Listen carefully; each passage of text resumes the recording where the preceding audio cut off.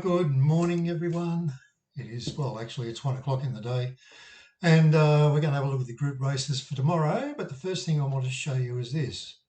And for tomorrow, I've got VicBet.com specials for the weekend. It's only for VicBet account holders, but you can get one. Just go to VicBet.com, tell them you got the info from Winform. But here's an interesting thing. So fixed odds win bets on races 5 to 8 at Moonee Valley or Canterbury. Money back second or third as a bonus.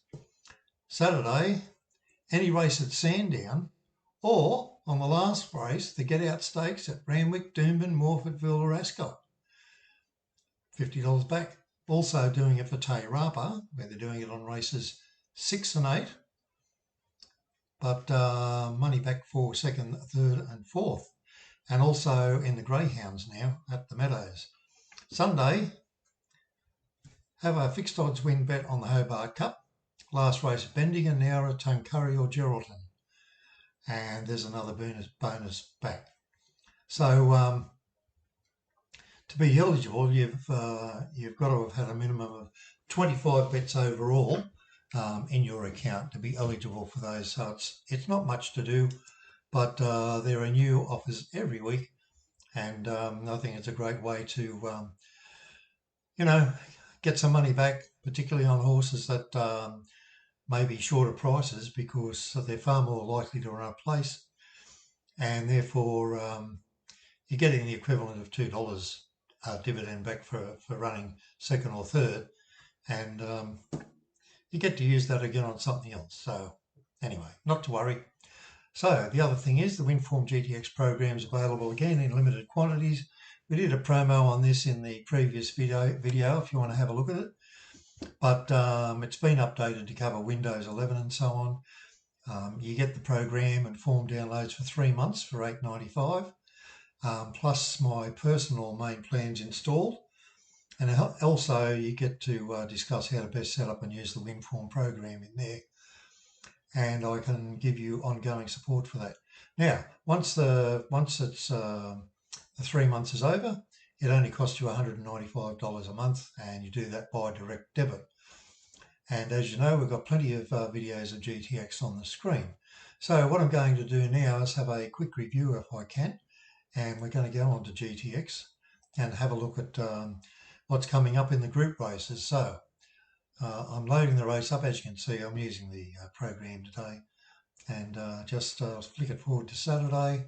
Click on that, put the meetings up. They're all there in order, alphabetically. And I think, I'm not sure about Randwick, but it could be a little bit rain affected. They're expecting a big rain event this afternoon from around 3 o'clock. And if that happens, we're probably going to go into the heavy range for Randwick at the moment. Canterbury today is a slow 6.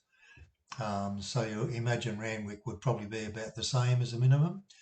But we'll have a look at the races there to start with, and we're just going to flick through these till we get to the group races and see what's coming up for those. So in the fifth over 1200 metres, where our ratings are basically fairly good. So we've got test status Sealands here rated $2.90. First up from a spell, so you don't know how it's going to go in actual fact. Well, we've got a net on this one of 69 rating points, and for this sort of race, a Group 3, that's a fine rating.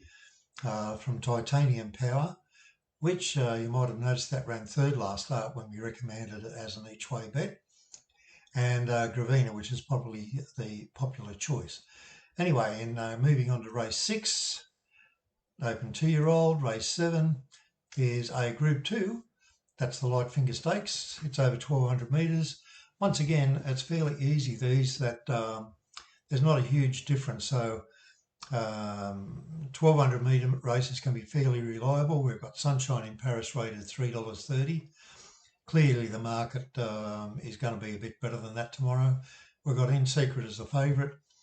It's going to be short price, they reckon. Well, everybody will want to get on it, no doubt at all. And Rosita and Fireburn. Fireburn, if the track is really seriously rain affected, would be a great chance. It's in good order, the Golden Slipper winner. but clearly it's always preferred a give in the track. So that's a possibility. It could improve if we stick it on here. So that shows you that the ratings change and it becomes a better chance anyway. But I'll assume at this stage it'll be like this. So we've got Sunshine in Paris 290, and then the other horses trail down behind that. So given the odds, it looks like it'd be a great each way bet. Now in race 8, it's a Group 2. We've got Vega 1 on top. That's a 7-year-old.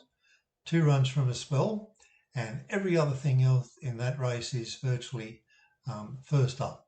So it's really hard to properly select someone in that race. But if I look at Vega 1 there just to see how it would be, the rating is based on his Toomboom run on the 25th of December, where it was beaten 3 lengths by King of Sparta, only beaten 2.2 lengths in a class race at the Gold Coast, and certainly worked well in this particular type of racing. So therefore, on an each-way basis, never know your luck, do you? Okay, in race 9 is a Group 3. It's for mares. We can leave that one alone if you like. There's nothing particularly standing out in race 10. No more group racing. Okay. At, let's see, where are we going to race tomorrow? We're going to race at Sandown. So if you didn't know, Sandown is replacing Caulfield, and that's for the duration of the upgrade to Caulfield. So you're going to get quite a few group races there. Now, there are a lot of things you don't know about the Sandown track, and they certainly come into play in here. So I've got Calico Jack here. It's rated $1.50. One of the reasons is that Glint of Silver gets a 20-point penalty, and the reason for that is it hasn't raced for a while. So that's, if I look at that, that's 10, 20, so that's going to be 22 days. And its win percent is only 9%. So I think that's too big a deficit on that. So I'm going to change that down, and I'm going to put merely a 10-point penalty on it. And as you can see when we go back, that takes it right up there. Okay, and the same you could have gone with some of the others. So this has got a rating down for being first up. But as you can see, these two are going to continue to probably be the top rated horses anyway. So you've now got 2 main chances in Calico Jack and Glint of Silver, which are both very good odds on the predictions. Okay, race 3 is a Group 3. Look at that. No reason why Barber can't win. It's a very, very good little colt, that one. Going to be favourite, but I think that'll be Barber first and Skylight second. Anyway, race 4 is another Group 2. This is the 2-year-old fillies race. It's a bit more competitive. We've got Cigar Flick and Party for 2 on here. Both reasonably good prices. Charmstone is going to be first up and has a slightly inferior rating to those. Who knows what happens when they come back though. In a race 5, that's a Group 3, and of course is comes off the chute, so hardly what you'd call a difficulty getting into the straight. Now I'm just going to leave that out, I have to tell you, because the ratings are too spread out. If we look into race 6, that's a Group 2, Uncommon James. Any reason why it couldn't continue its run of wins? Win, win, win, win, win. It will be a favourite. And I think I would like to stick to that one ahead of the 8-year-old Mainstream, which is going to take a bit more work to get up.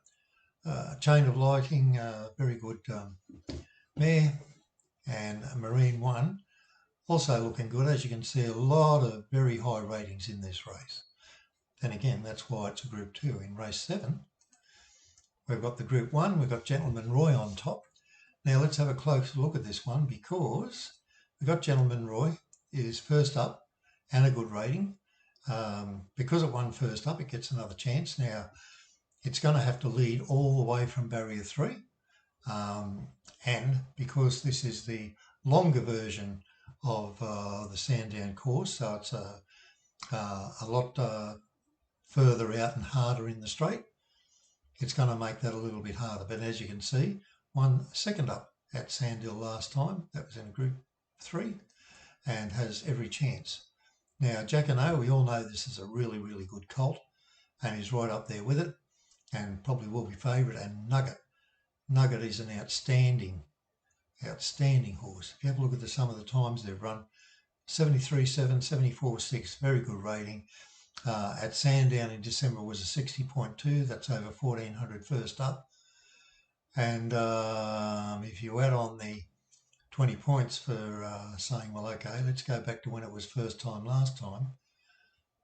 Its rating was only 31, but that was on a slow 7, but we're going to get probably a good track tomorrow, which makes a big difference. So quite frankly, I wouldn't be prepared to leave Nugget out, especially since it looks like being a better price tomorrow. Okay, in race 8, I've got another Group 3. We've got Corner Pocket sitting there on top. It looks like it's going to be about favourite. Crosshaven always runs well. I thought I was a little bit disappointed last start when it could only win third, but they seem to have it between them. There are some other ones here. I don't want to be backing a 9-year-old, Sosie Bond or Sunshine Rising, so stick to those top 2, probably include number 12 and number 11 if you were thinking of taking a quaddie. In the last race, my mate Sonny's got it by a little bit, but it's only a benchmark, so we're not considering those. And let's just hope we get some results for the day. I'm sure we'll go close with something. So that's it. And thanks once again for watching. And I'm closing off. Goodbye.